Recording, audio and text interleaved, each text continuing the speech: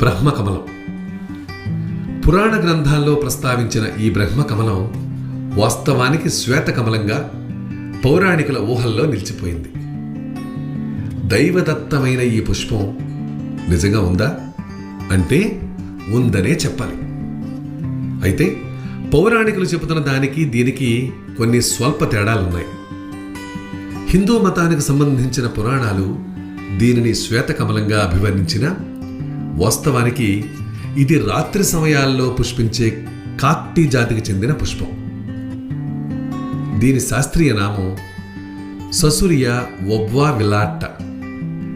బ్రహ్మకమలం హిమాలయ పర్వత ప్రాంతాల్లో ఎత్తైన ప్రదేశాల్లో ఇప్పటికీ సజీవంగానే ఉందంటారు. హిమాలయ అటవీ ప్రాంతాల్లో పెరిగే ఈ పుష్పానికి సంబంధించి అనేక పురాణ గాథలు ప్రచారంలో